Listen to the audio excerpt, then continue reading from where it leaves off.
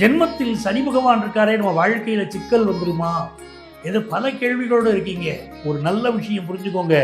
பராபவ ஆண்டு மிகச் சிறந்த ஆண்டா. சனி பகவான் உங்களுக்கு லாபாதிபதி ராசியில வந்து உட்கார்ந்து இருக்கிறார். இது நாள் வரைக்கும் சரியான வேலை இல்லாதவர்களுக்கு இப்ப வேலை கிடைக்கும். பூர்வீக சொத்து, விற்க முடியாத சொத்து, பங்காளிகளோட பிரச்சனை இருக்கக்கூடிய சொத்து, அந்த பிரச்சனைகள் இப்ப தீரும். திருமணம் கைகூடி வராத பலருக்கு திருமணம் கைகூடும். 7ஆம் இடத்துக்குரிய புதன் உங்க ராசியில வந்து உட்கார்ந்தாரு. திருமணம் கைகூடும். பணத்தை தரக்கூடிய 2 கிரகங்களுடைய சப்போர்ட்.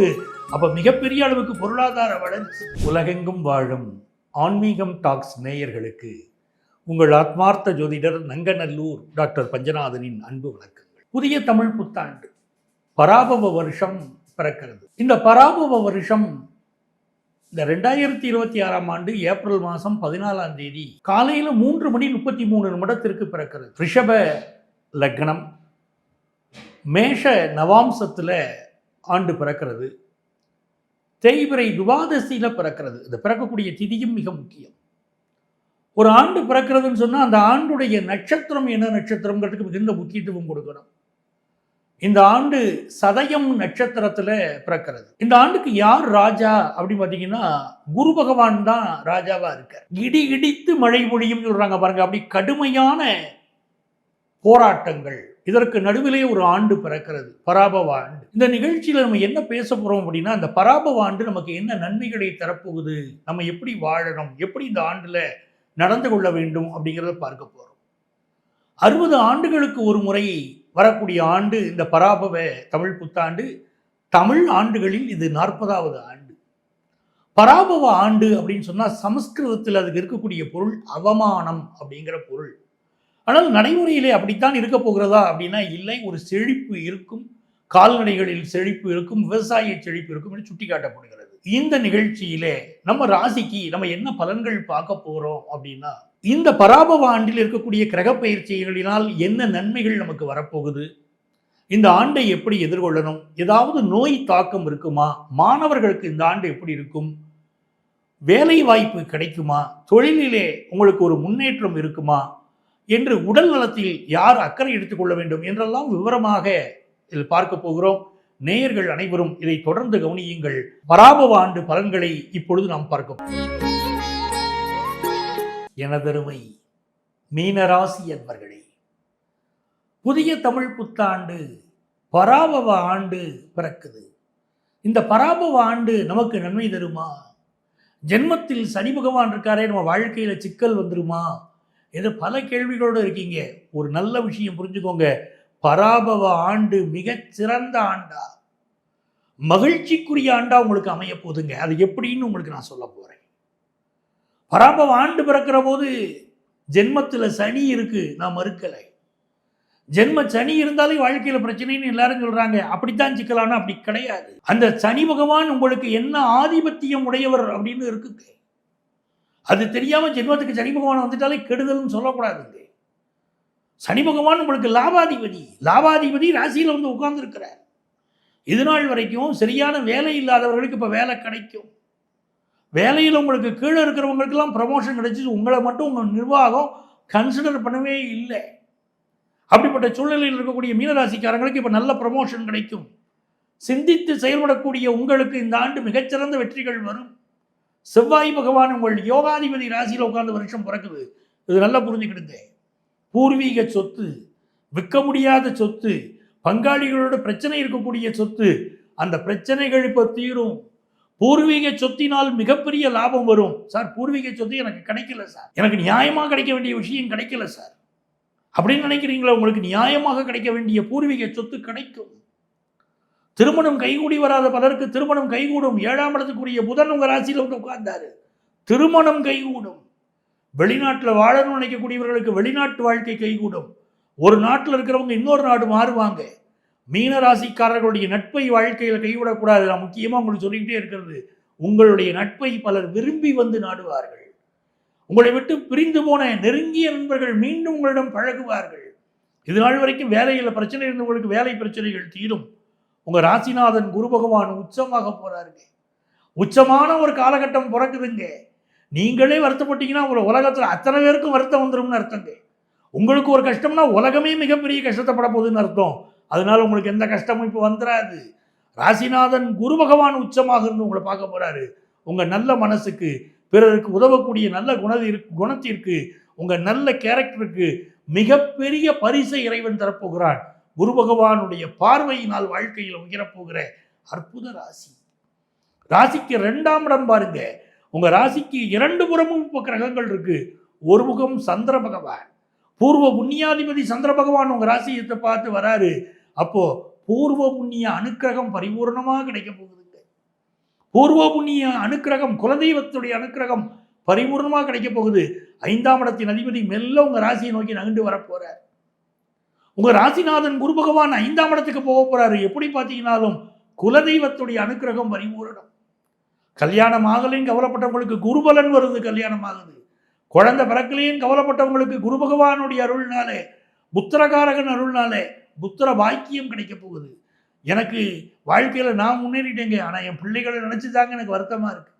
நல்ல செட்டில் ஆவாங்களா, நல்லபடியாக திருமணமாகுமா, நல்ல படிப்பாங்களா, எவ்வளோ கவலைகள்ங்க எனக்கு அப்படின்னு கவலைப்படக்கூடிய உங்களுக்கு உங்கள் பிள்ளைகள் இப்போ செட்டில் ஆவாங்க. சிறந்த வாழ்க்கை அவர்களுக்கு உருவாகும். உங்கள் ராசிக்கு இன்னொரு புறம் பாருங்க, சூரிய பகவானும் சுக்கிர பகவானும். ஒரு நல்ல வேலை இந்த ஆண்டு கிடைக்க போகுது. அடுக்குமாடி குடியிருப்பில் நீங்கள் வீடு வாங்க போறீங்க.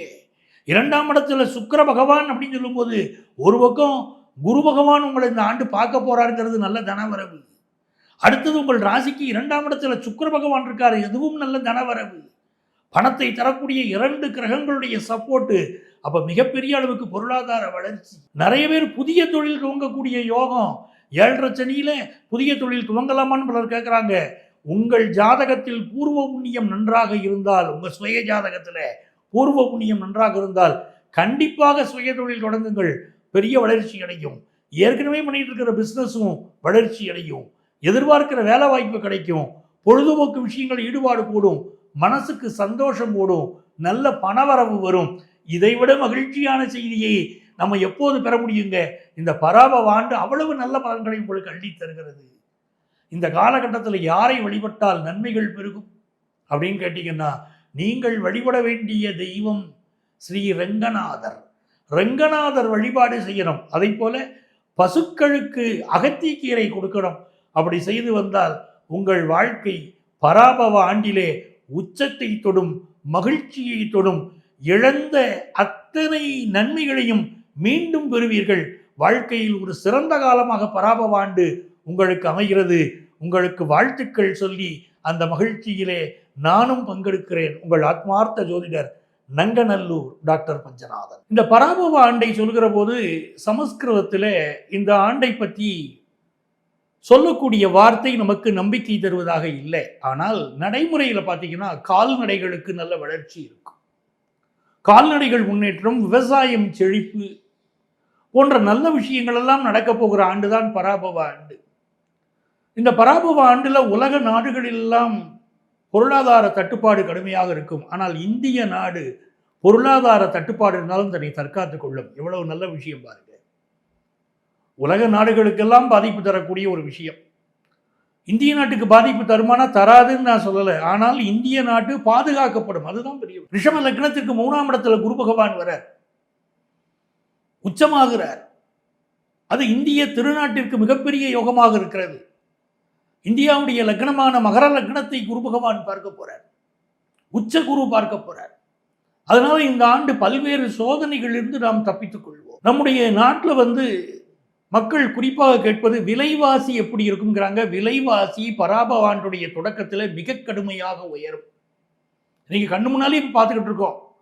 பெட்ரோல் விஷயங்களை பற்றிய தட்டுப்பாடுகள் வந்துருமோன்னு அச்சம் இருக்கு. பெட்ரோல் விஷயத்தில் விலை கூடும், காய்கறிகள் விலை கூடும், தானியங்கள் விலை கூடும். இதில் எந்த சந்தேகமும் இல்லை.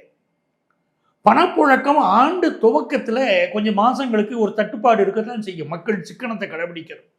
ஆனால் ஆண்டுடைய பிற்பாதி சுபமாக மகிழ்ச்சியாக பண தட்டுப்பாடு நீங்கி மக்கள் மகிழ்ச்சியோடு வாழக்கூடிய ஒரு காலகட்டமாக இருக்கும். அதே போல தங்கத்தின் விலை எப்படி இருக்கும்னு பல அன்பர்கள் கேட்டுக்கிட்டே இருக்காங்க. தங்கத்தின் விலையில் ஃப்ளக்சுவேஷன் இருக்கும். ஏன்னா குருவுடைய வீட்டில் சனி பகவான் இருக்கார். அப்போ இதே மாதிரி தங்கத்தின் விலையில் ஃப்ளக்சுவேஷன் இருக்கு. என்னுடைய எதிர்காலம், தங்கத்தின் எதிர்காலம் எப்படி இருக்கும் சார் அப்படின்னா, இந்த ஆண்டு தங்கத்தின் விலை கூடிக்கிட்டே தான் இருக்கும். இடையில கொஞ்சம் குறைஞ்சாலும் திரும்ப கூடும். ஆனால் இதே மாதிரி சனி பகவான் மீண்டும் மீனத்திற்கு வருவார். 60 ஆண்டுகள், 30 ஆண்டு இல்லை, 60 ஆண்டுகள் கழித்து அவர் வருகிற போது, அப்போ தங்கம் என்பது ஒரு சாதாரண மெட்டலா போயிடும். அன்னைக்கு மக்கள் பயன்பாட்டில் தங்கத்திற்கு இவ்வளவு மோகம் இருக்காது. இது இந்திய தேசத்துல பார்க்க போறோம். அப்படி நிறைய மாற்றங்களை நாம் காணப்போகிறோம். இந்திய மக்கள் இந்த காலகட்டத்தில் குலதெய்வ வழிபாட்டை மேற்கொள்ளணும். ஒரு நோய், வைரஸ் நோய் பரவக்கூடிய அபாயம் இருக்குது. என்ன காரணத்தால்னா அணுகுண்டுகள், அதாவது குண்டுகள் வெடிப்பதனால், அதனால் ஏற்படக்கூடிய கிருமிகளினால் வைரஸ் நோய் பரவக்கூடிய அபாயம் இருப்பதாக நம்பப்படுகிறது ஒரு பக்கம். இன்னொரு பக்கம் நிலநடுக்கங்கள் உலக நாடுகளில் பல நாடுகளில் ஏற்படும். அதற்கெல்லாம் அடிப்படையாக கூட இந்த போர் இருக்கும் என்றெல்லாம் கிரகங்கள் நமக்கு சுட்டி காட்டுகின்றன. நிறைய இருக்கு இந்த பராபவாண்டுடைய விஷயங்கள். அதை புரிந்து கொண்டு மக்கள் அவரவருடைய குலதெய்வ வழிபாட்டை மேற்கொண்டால் இந்த ஆண்டு ஒரு நல்ல ஆண்டாக அமையும். இப்போ உங்களுடைய ராசிக்கான பலன்களை நம்முடைய ஆன்மீகம் டாக்ஸில் உங்களுக்கு சொல்லியிருக்கேன். நம்முடைய ராசிக்கு இருக்கக்கூடிய இந்த பலன்கள் தான் முடிவான பலன்களா அப்படின்னா இல்லை. இது கோச்சார கிரகங்களின் அடிப்படையில் சொல்லிக்கிட்டு இருக்கோம். நம்மளுடைய சொந்த ஜாதகத்தில் என்ன திசா புத்தி அந்தரம் சூட்சுமம் நடக்குதோ அப்படித்தான் பலன்கள் நடைபெறும். ஆகவே உங்கள் சொந்த ஜாதகத்தை பார்த்து இந்த பராபவாண்டு என்ன நல்ல பலன்களை உங்களுக்கு தரப்போகிறது என்பதை நீங்கள் தெரிந்து கொள்ளலாம். அதுதான் உங்களுக்கு முக்கியம். உங்கள் அத்துணை பேருக்கும் உங்கள் ஆத்மார்த்த ஜோதிடர் நங்கநல்லூர் டாக்டர் பஞ்சநாதனின் அன்பு வணக்கங்கள், வாழ்த்துக்கள்.